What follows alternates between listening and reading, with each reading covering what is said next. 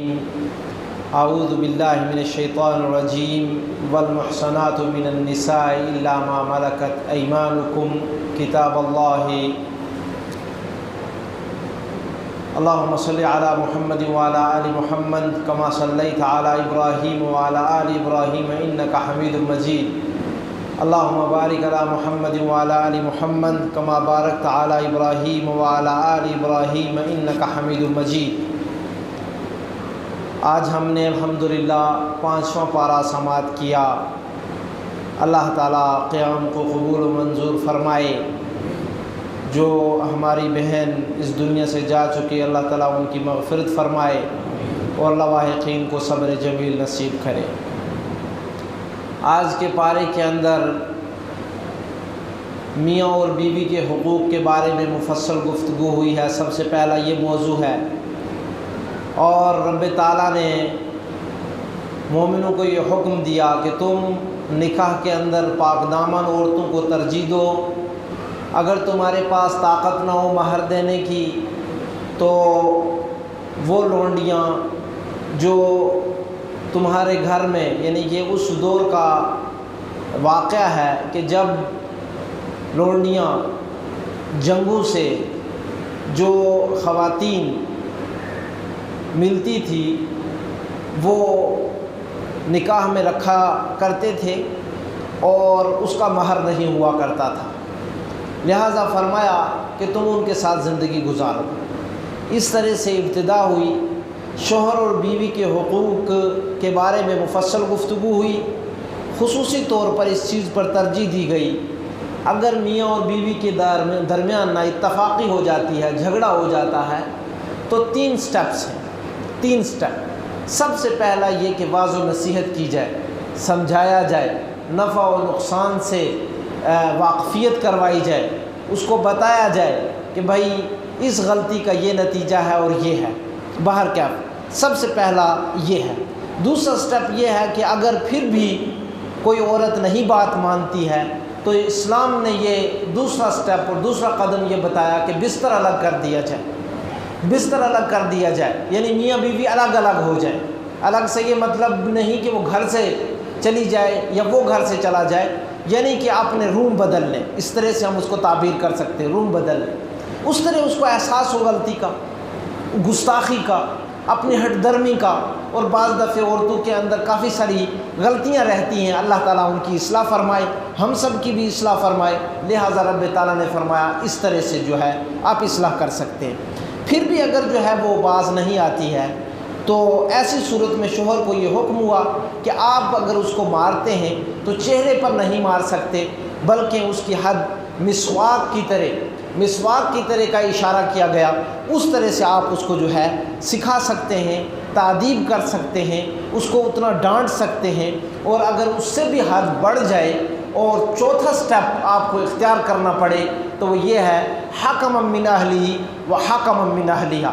مرد کی طرف سے بھی ایک گواہ، ایک فاصل، ایک جو ہے بڑا آدمی، اور اسی طرح عورت کی طرف سے بھی ایک بڑا آدمی، وہ بیٹھیں اور بیٹھ کر دونوں کی بات سنیں، اور سن کر اگر جو ہے ان میں اصلاح کے امکانات ہیں تو بہت اچھی بات، اگر نہیں ہے تو جو آخری سٹیپ ہے وہ ہے طلاق کا، تو اس پر جو ہے کارروائی ہو سکتی ہے۔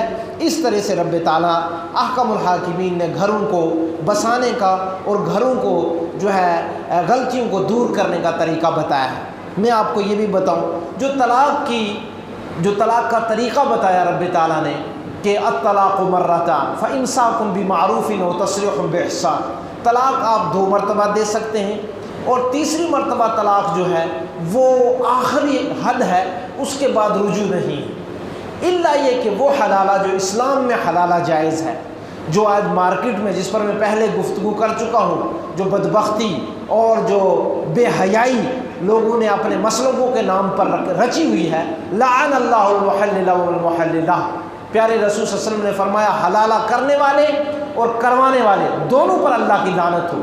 دونوں پر جو کمپرومائز کر کے 1 رات کا نکاح 2 رات کا نکاح کر کے جو ہے پھر بیوی کو، عورت کو جو ہے واپس کرتے ہیں، ان پر اللہ کی لعنت، اللہ کے رسول صلی اللہ علیہ وسلم کی لعنت۔ لہٰذا میرے بھائیوں، شرعی طریقہ یہ ہے کہ پھر وہ کسی دوسرے سے نکاح کر لے، اور اس کے بعد اگر وہ شوہر مر جائے یا وہ شوہر اس کو پھر طلاق دے دے اور اس کے اندر جو ہے مدت وہ سال کی ہو، وہ 2 سال کی ہو، وہ 3 سال کی ہو، تو اس کے بعد اگر اللہ نے لکھا ہو تو پھر وہ واپس ہو سکتی ہے، یہ طریقہ بتایا گیا۔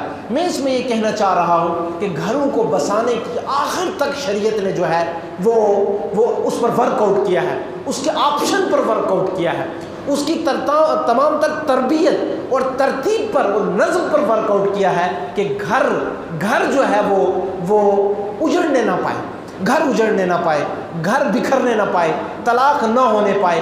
رب تعالیٰ نے اس طرح سے بھی مرد کو سمجھایا، اس طرح سے بھی مرد کو سمجھایا۔ کس طرح سے ہے آیت کہ اگر تم ان میں کوئی چیز ناپسند دیکھتے ہو فَمِن بَعْدِ إِكْرَاهِنَّ، اس ناپسندیدگی کے بعد بھی اللہ تعالیٰ کوئی خیر رکھ سکتا ہے۔ خیر مثال دے رہا ہوں کہ اگر بیوی بہت ترش ہے، بہت سخت ہے، صبح شام آپ کو تکلیف ہے، تو اس سختی کا ایک مثبت پہلو یہ بھی رہتا ہے، اولاد سدھر جاتی ہے، اولاد سدھر جاتی ہے، اولاد سدھر جاتی ہے۔ اچھا اسی طرح سے اگر بیوی بخیل ہے، بخیل بہت بری چیز ہے، بہت بری چیز ہے، لیکن مثبت پہلو بھی مرد کو دیکھنے کے لیے کہا گیا، مثبت پہلو دیکھو، اور رب تعالیٰ نے فرمایا اس کو دیکھ کر آپ زندگی گزار لو۔ رسول اللہ صلی اللہ علیہ وسلم نے بھی اسی طرح مردوں کو سمجھایا کہ عورتیں یہ ٹیڑھی پسلی سے اللہ تعالیٰ نے ان کو پیدا کیا ہے، اگر تم سیدھا کرنا چاہو گے تو وہ پسلی ٹوٹ جائے گی، لہٰذا اس سے فائدہ اٹھاؤ، اس سے فائدہ اٹھاؤ۔ اور ہمیشہ پیار کی تلقین کی گئی ہے، محبت کی تلقین کی گئی ہے، عزت کی تلقین کی گئی ہے، طعنے سے دور رکھنے کا کہا گیا ہے۔ طعن و تشنیع بہت بری چیز ہے، یہ گھروں کو توڑ دیتی ہے۔ اسی طرح سے ان کے رشتہ داروں کی اہانت کرنا یا ان کا برے طرح سے نام لینا، اس سے بھی اسلام نے سختی سے منع کیا ہے، سختی سے منع کیا ہے۔ ان کے ماں باپ کا اچھے طرح سے نام لو، ان کے بہن بھائیوں کا اچھے سے تذکرہ کیجئے، ان کی عزت کیجئے، ان کا احترام کیجئے، ان کی دعوت کیجئے، اس طرح سے تاکہ اس کو دلی سکون ہو کہ نہیں، میرے شوہر میرے گھر والوں تمام کو چاہتے ہیں اور ان کی عزت کرتے ہیں، ان کی عزت کرتے ہیں، لہٰذا اس طرح سے شریعت نے بتایا۔ اس کے بعد بڑا مضمون تھا عدل و انصاف کا، وَإِذَا حَكَمْتُم بَيْنَ النَّاسِ أَن تَحْكُمُوا بِالْعَدْلِ، لوگوں جب لوگوں کے درمیان فیصلہ کرو تو انصاف پر مبنی کرو۔ یہاں تک فرما دیا گیا وَلَا يَجْرِمَنَّكُمْ شَنْآنُ قَوْمٍ عَلَىٰ أَلَّا تَعْدِلُوا اعْدِلُوا هُوَ أَقْرَبُ لِلتَّقْوَىٰ، لوگوں تمہاری دشمنیاں تمہارے انصاف کے اندر حائل نہ ہوں، حائل نہ ہوں۔ اگر ایک آپ کا دشمن ہے، آپ کو فیصلہ کرنا پڑ رہا ہے، لیکن اس وقت وہ دشمن آپ کا حق پر ہے، حق پر ہے، تو وہ دشمنی اس انصاف کے اندر آڑے نہ آئے، اس انصاف کے اندر آڑے نہ آئے۔ آپ یہ نہ سوچو یہ بڑا اچھا موقع ہے دشمنی کو جو ہے وہ بدلہ لینے کا، دشمنی کا، لہٰذا اس کو ضرور یہاں پر نقصان پہنچایا جائے، نقصان پہنچایا جائے، اس سے منع کیا اسلام نے، اور فرمایا کہ انصاف کرو، اور انصاف تقوی کے قریب ہے، تقوی کے قریب ہے۔ پھر رب تعالیٰ نے سب سے بڑا گناہ شرک بتایا اور شرک سے باز رہنے کا کہا، ان اللہ لا یغفر ان یشرک بہ ویغفر ما دون ذلک لمن یشاء ومن یشرک باللہ فقد افترى اثما عظیما، لوگوں شرک سے باز رہو، اللہ شرک کو نہیں بخشتے، اس کے بغیر تمام گناہوں کو بخش دیتے ہیں۔ پھر رب تعالیٰ نے فرمایا جو شرک کرتا ہے وہ اللہ پر بہتان باندھتا ہے۔ ایک تو یہ شرک ہے، یہ بہت بڑا گناہ ہے، گناہ کی شناعت، گناہ کی برائی، گناہ کس وجہ سے ہے یہ بتایا جا رہا ہے۔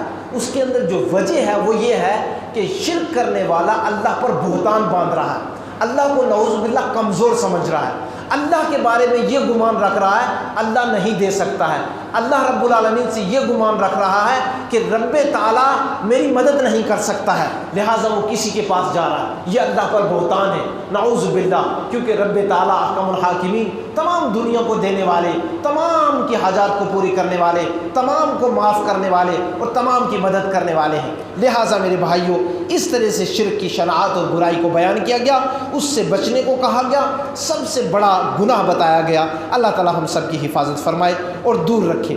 اس کے بعد میرے بھائیوں مومنوں کو دنیا کے اندر اپنے تمام جھگڑوں کے اندر ایک ترازو دیا گیا اور طریقہ کار دیا گیا کہ کس طرح اپنے جھگڑوں کو دور کرو، اپنے معاملات کو کس طرح سے صاف کرو، دنیاوی معاملے ہو تب یا دینی معاملے ہو تب، لہٰذا اس کے اندر ایک پیمانہ اور اصول دیا گیا۔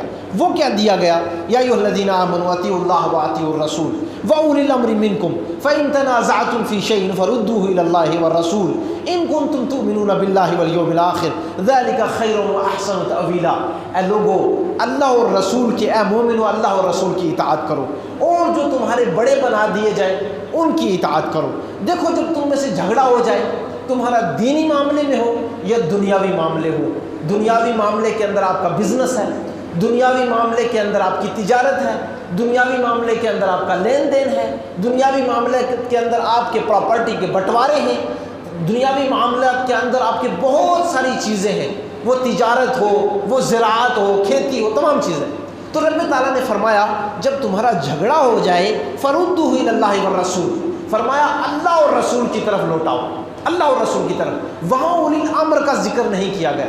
اولی الامر بھی اللہ اور رسول کی اطاعت کے اندر ہے، اطاعت کے اندر ہے، وہ بھی اس کے ماتحت ہے۔ اولی الامر جو بڑے لوگ، جو شریعت والے بڑے ہوں یا کسی معاملے کے اندر بڑے بنا دیے جائیں، وہ بھی اللہ اور رسول کی اطاعت کے مکلف ہیں، ان پر بھی فرض ہے۔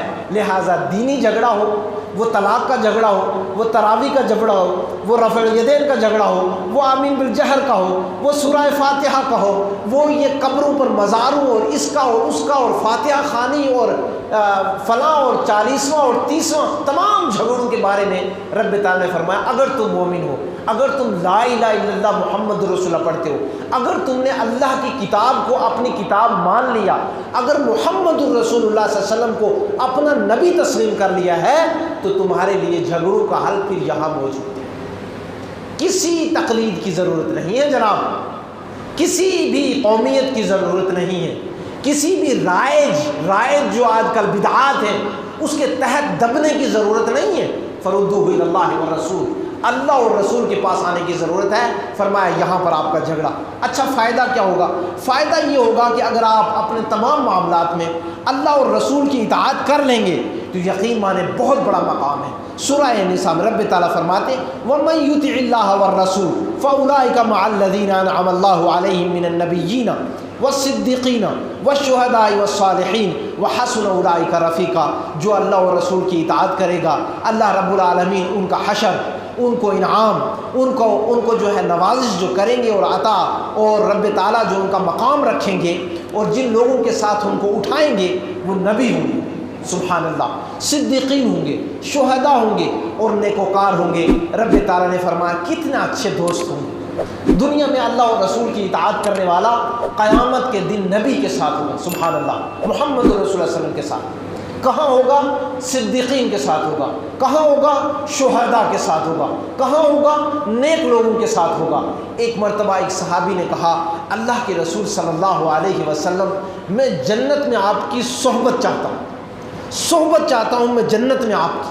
تو پیارے رسول صلی اللہ علیہ وسلم نے فرمایا تھا فَأَعِنِّي عَلَىٰ كَثْرَةِ السُّجُودِ، تو تم میری مدد کرنا زیادہ سجدے کر کے، زیادہ نماز پڑھ کے، زیادہ سجدے کر کے۔ پھر فرمایا من احب سنتی فقد احبنی ومن احبنی کان معی فی الجنہ، جو میری سنت سے محبت کرے گا اس نے گویا مجھ سے محبت کی، اور جو میرے ساتھ سنت کی اتباع کر کے محبت کرنے والا ہوگا وہ میرے ساتھ جنت میں ہوگا، وہ میرے ساتھ جنت۔ جھنڈا لے کر بازار اور گلیوں اور کوچوں میں اور گھر کے اوپر لٹکانے سے اور عید میلاد منانے سے اور عشق رسول کے اور یا رسول اللہ کے نعرے لگانے سے کچھ حاصل ہونے والا ہرگز نہیں ہے میرے بھائیوں۔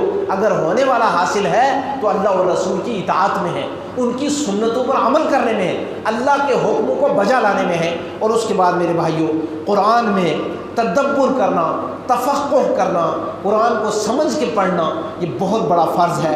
اس کے لیے رب تعالیٰ نے مومنوں کو ابھارا۔ آج کے درس میں فرمایا افلا یتدبرون القرآن ولو کان من عند غیر اللہ لوجدوا فیہ اختلافا کثیرا۔ اگر قرآن میں یہ لوگ غور نہیں کرتے، کیوں نہیں کرتے؟ قرآن کو سمجھ کر کیوں نہیں پڑھتے؟ اگر یہ کسی اللہ رب العالمین کے بغیر کسی دوسری مخلوق یا کسی دوسرے شخص کے پاس سے آیا ہوتا تو اس میں بہت اختلاف ہوتا۔ قرآن کے امتیاز میں بڑی امتیازی بات یہ ہے، قرآن میں اختلاف نہیں ہے۔ تورات تو رات لوگوں نے لکھ لکھ کر ایک نسخہ جو ہے یہ آندھرا پردیش سے اٹھاؤ اور دوسرا دلی سے اٹھاؤ تو دلی والا کچھ ہوگا اور آندھرا والا کچھ ہوگا. بات سمجھ آ گئی نہیں؟ اسی طرح انجیل ہے، یہاں کی لے لو اور بمبے کی جا کے لے لو، یہاں کچھ اور لکھا ہوگا وہاں کچھ اور لکھا ہوگا. لیکن قرآن پاک عجم سے لے کر عرب، افریقہ کے جنگلوں میں جہاں تختیوں کے اوپر پڑھایا جاتا ہے، تختیوں کے اوپر پڑھایا جاتا ہے، جہاں لوگوں کے پاس قرآن نہیں ہے، قرآن خریدنے کے پیسے نہیں ہیں میرے بھائیوں، اتنی غربت بھی لوگوں میں ہے، اتنی غربت بھی میرے بھائیوں. اس کے حروف ایک ہیں، اس کے احکام ایک ہیں، اس کو لا یاتیہ الباطل من بین یدیہ ولا من خلفہ تنزیل من عزیز حکیم. اس میں کوئی باطل چیز نہیں ہے، کوئی ٹکراؤ نہیں ہے، کوئی اختلاف نہیں ہے، اور جو چیز ہے وہ درست ہے، وہ فزیکلی درست ہے، وہ انسان کو تسلیم کیے بغیر رہ ہی نہیں سکتا، وہ عقل میں آنے والی ہے، جسم اڈاپٹ کرنے والا ہے، اور خوشی خوشی اپنا فائدہ دیکھتے ہوئے، اپنا فائدہ سمجھتے ہوئے وہ اس کو تسلیم کرتا ہے. لہٰذا قرآن کو سمجھ کے پڑھنا اور قرآن کو سمجھ کر پڑھنے کے جو فوائد ہیں اس پر پھر کبھی بات کریں گے. لیکن ایک بات کہہ دوں، رب تعالیٰ نے فرمایا وَمَنْ أَعْرَضَ عَنْ ذِكْرِي فَإِنَّ لَهُ مَعِيشَةً ضَنْكًا وَنَحْشُرُهُ يَوْمَ الْقِيَامَةِ أَعْمَىٰ قَالَ رَبِّ لِمَ حَشَرْتَنِي أَعْمَىٰ وَقَدْ كُنْتُ بَصِيرًا قَالَ كَذَلِكَ أَتَتْكَ آيَاتُنَا فَنَسِيتَهَا فَكَذَلِكَ الْيَوْمَ تُنسَىٰ. رب تعالیٰ نے فرمایا جو میرے قرآن سے اعراض کرے گا اس کی زندگی تنگ کر دوں، اس کو پریشان کر دوں گا، اس کو بیمار کر دوں گا، اس کو بھوکا رکھوں گا. وہ بہت پریشان رہے گا جو قرآن سے اعراض کرے گا. اور قرآن کو رب تعالیٰ نے یہاں ذکر سے تعبیر کی، ذکر، انا نحن نزلنا الذکر. رب تعالیٰ نے فرمایا ہم نے یہ ذکر نازل کیا، وَإِنَّا لَهُ لَحَافِظُونَ، ہم اس کی حفاظت کرنے والے ہیں. قرآن اس ذکر سے مراد تین چیزیں ہیں. پہلی جو مراد ہے مفسرین کے ہاں وہ قرآن ہے، قرآن ہے. رب تعالیٰ نے فرمایا فَمَنْ أَعْرَضَ عَنْ ذِكْرِي، جو میرے قرآن سے اعراض کرے گا فَإِنَّ لَهُ مَعِيشَةً ضَنْكًا، اس کی معیشت تنگ ہو جائے گی، اس کا ہاتھ تنگ ہو جائے گا، اس کا بزنس اسٹیبلش نہیں ہوگا، اس کے پیسے میں کوئی برکت نہیں ہوگی. ضروری ہوگا صبح شام تلاوت کریں، ضروری ہوگا اس کو سمجھ کر پڑھیں، ضروری ہوگا اس کے حلال کو حلال جانیں اور اس پر عمل کریں، ضروری ہوگا اس میں جو حرام ہے اس کو حرام سمجھیں اور اس سے دور رہیں. یہ بے حد ضروری ہے خوشحال زندگی گزارنے کے لیے. اس کے بعد میرے بھائیوں، معاشرے کے اندر ایک دوسرے کا استقبال کرنے کے لیے رب تعالیٰ نے ایک حکم جاری کیا، اور وہ یہ کہا وَإِذَا حُيِّيتُم بِتَحِيَّةٍ فَحَيُّوا بِأَحْسَنَ مِنْهَا أَوْ رُدُّوهَا. لوگوں تمہارے لیے ضروری ہے کہ تم سلام کو عام کرو، اور جب بھی سلام کرو تم ملو کسی سے تو سلام کر کے ملو اور سلام کا جواب دو. تو بہتر یہ ہے کہ اچھا لوٹا. بات یہ ہے کہ میرے بھائیوں، یہ ٹاٹا، یہ بائے بائے، ویلکم اور یہ اور وہ، یہ یہیں رہ جائے گا. لیکن السلام علیکم، سلام علیکم، یہ جنت کے اندر کا بھی ویلکم ہے.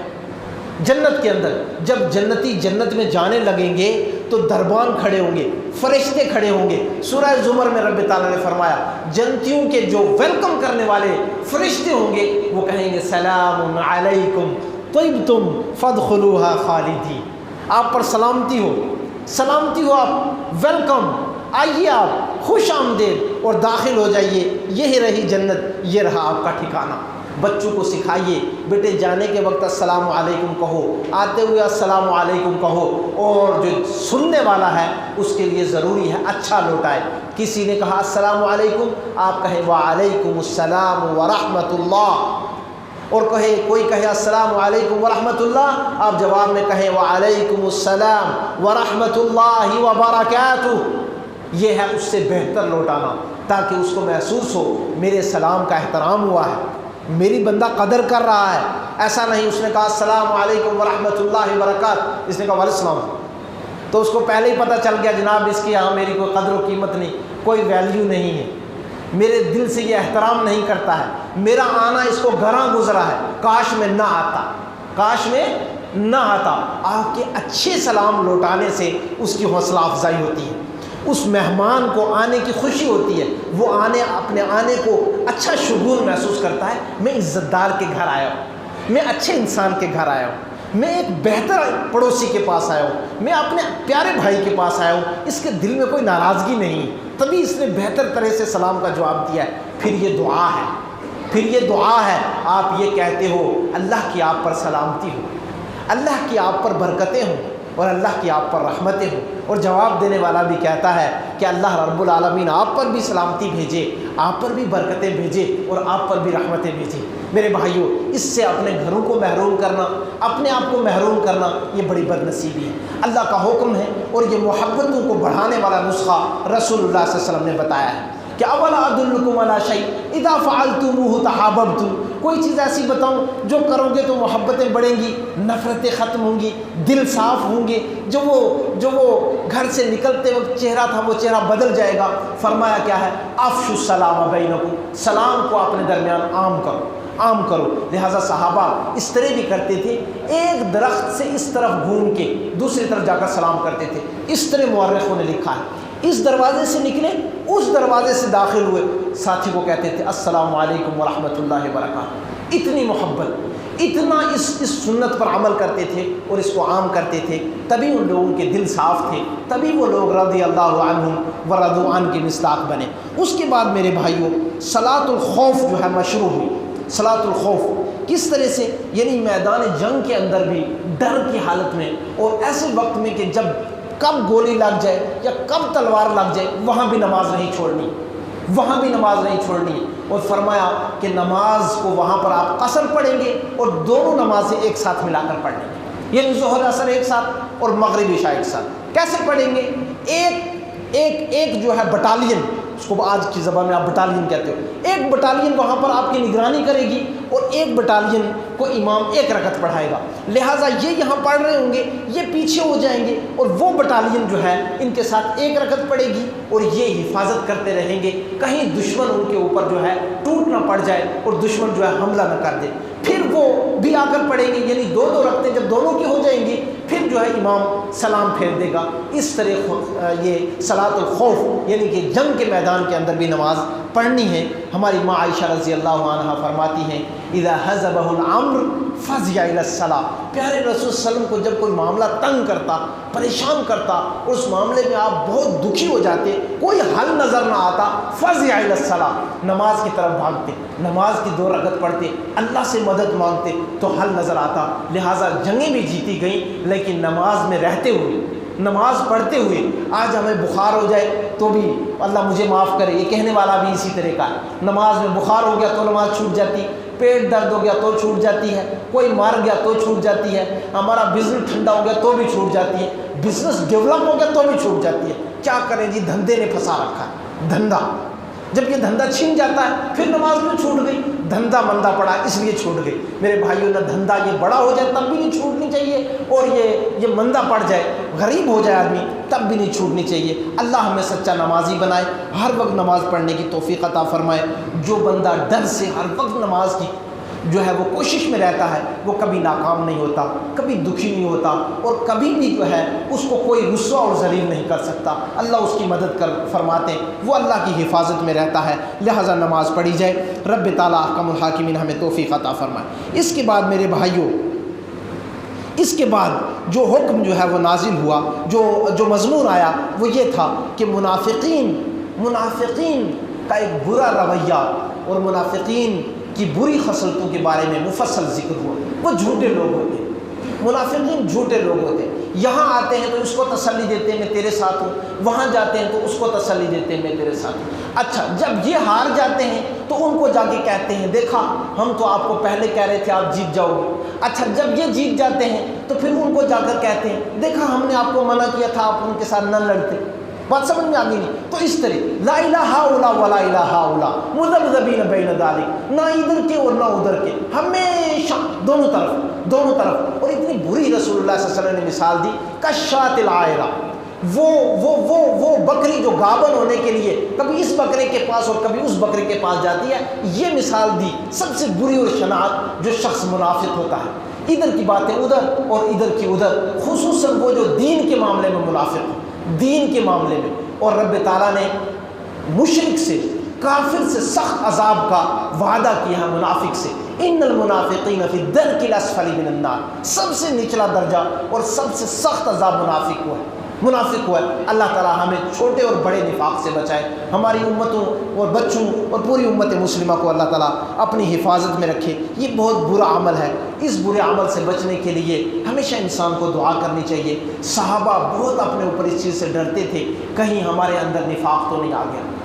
اور نفاق اس چیز کو کہتے ہیں کہ آدمی کی کیفیات بدلنے لگ جائے، یعنی اچھائیوں سے انسان برائیوں کی طرف جانے لگ جائے، برائیوں کی طرف جانے لگ جائے۔ ایک مرتبہ ایسا ہوا کہ صحابہ رضوان اللہ علیہم اجمعین کو جب یہ آیتیں نازل ہوئی، ان پر بہت یہ مسئلہ گھراں گزرا، تکلیف دینے لگا۔ اللہ کے نبی صلی اللہ علیہ وسلم کے پاس آ کر کہا، اللہ کے نبی صلی اللہ علیہ وسلم ہمارے دل کی کیفیت بھی نہ بدل جاتی، آپ کے پاس ہوتے ہیں تو ہم سوچتے ہیں کہ ہم بس اس دنیا سے زہد اختیار کر لیں، صرف اللہ کے دین کے لیے وقف ہو جائیں، لیکن جب گھر جاتے ہیں تو اللہ کو بھی بھول جاتے ہیں، آپ کو بھی بھول جاتے ہیں۔ اللہ کے رسول صلی اللہ علیہ وسلم ہمیں تو اپنی جان پر نفاق کا ڈر ہونے لگ گیا، اب ہم کیا کریں؟ تو پیارے رسول صلی اللہ علیہ وسلم نے فرمایا کہ اے میرے صحابی، اے پیارے صحابی، جس طرح تم میرے پاس ہوتے ہو، اگر تم اسی طرح گھر میں بھی جا کر ہو جاؤ، گھر میں بھی جا کر ہو جاؤ، لَصَافَحَتْكُمُ الْمَلَائِكَةُ فِي الطُّرُقِ، تو رب تعالیٰ آسمانوں سے فرشتے نازل کریں جو راستے میں کھڑے ہو کر تمہیں مصافحہ کریں۔ کیفیات بدل جاتی ہے۔ گھر میں جا کر آدمی سوتا ہے تو وہ جو یہاں کا ایمان ہے وہ ایمان وہاں ختم ہو جاتا ہے۔ جب آدمی جھگڑتا ہے تو اس وقت اپنا وہ صحیح وقار کھو بیٹھتا ہے، جب نقصان ہوتا ہے اس وقت صبر نہیں کر پاتا۔ یہ انسان کی کمزوریاں ہیں، انسان کی کمزوریاں ہیں۔ لیکن میرے بھائیوں، ہر وقت انسان کو چاہیے اپنا محاسبہ کرے، محاسبہ کر کے اللہ رب العالمین احکم الحاکمین سے ڈرے اور نفاق سے پناہ مانگے، نفاق سے ہمیشہ پناہ مانگے۔ آج کے درس میں آخری آیت تھی، رب تعالیٰ احکم الحاکمین نے فرمایا، ما یفعل اللہ بعذابکم ان شکرتم وآمنتم وکان اللہ شاکرا علیما۔ اگر تم میرے بھائیوں ایمان رہو، رب تعالیٰ فرماتے اگر تم ایمان والے رہو گے، شکر گزار رہو گے تو اللہ تمہیں عذاب نہیں دینا چاہتا، عذاب نہیں دینا چاہتا۔ منافقوں کا ذکر ہوا، کافروں کا ذکر ہوا، اور آخر میں رب تعالیٰ نے توبہ کے بارے میں فرمایا، تم توبہ کر لینا، اللہ کی رسی کو مضبوطی سے پکڑ لینا، اور یہ یاد رکھنا اللہ تمہیں عذاب دے کر خوش نہیں ہے۔ ما یفعل اللہ بعذابکم، اللہ تمہیں عذاب دے کر خوش نہیں ہے۔ ان شکرتم وآمنتم، تم شکر گزار رہو، اللہ کی نعمتوں پر الحمدللہ کہو، اور اسی طرح ایمان والے رہو۔ وکان اللہ شاکرا علیما، اللہ تو تمہارے نیکیوں کا قدردان ہے اور تمہارے دلوں کی کیفیت کو جانتا ہے۔ لہٰذا دل بھی صاف رکھنے ہیں، نفاق سے پاک رکھنے ہیں، اور اپنے اعمال کے اندر شکر گزاری کرنی ہے، ایمان والا رہنا ہے، تاکہ اللہ تعالیٰ ہمارے نیک اعمال کی قدردانی کرے۔ اس سے بڑا قدردانی کرنے والا کوئی نہیں ہے۔ دعا گو اللہ تعالیٰ سے، اللہ کہنے والے، سننے والے اور پوری امت مسلمہ کو اللہ اپنی عافیت میں رکھے، اللہ تعالیٰ ہدایت میں رکھے۔ رب تعالیٰ تمام طرح کی آزمائشوں سے اللہ ہماری حفاظت فرمائے۔ اللہ رب العالمین جب تک رکھے اسلام پر رکھے، جب خاتمہ ہو تو ایمان پر ہو۔ جو اس دنیا سے جا چکے اللہ سب کی مغفرت فرمائے، جنت الفردوس میں اعلیٰ مقام عطا فرمائے۔ جو ایمان و توحید کے ساتھ گئے، اور اللہ تعالیٰ زندوں کو، ہمارے بیوی بچوں کو، ہمارے بزرگوں کو اور آنے والی نسلوں کو اللہ ہدایت پر رکھے، توحید و سنت پر رکھے، شرک و بدعت سے بچائے۔ اللہ ہماری نیک تمناؤں کو پوری فرمائے، اللہ ہماری مشکلات کو آسانیوں میں بدل دے، بیماریوں کو شفا میں بدل دے، تنگ دستیوں کو کشادگیوں میں بدل دے۔ جو قرض دار ہیں اللہ تعالیٰ خانہ غیب سے قرضہ ادا کرنے کے کشادہ حلال وسائل اللہ تعالیٰ عطا فرمائے اور خانہ غیب سے دے۔ آمین۔ وصلی اللہ علیہ الکریم۔ سبحانک اللہم و بحمدک، اشہد ان لا الہ الا انت، استغفرک و اتوب الیک۔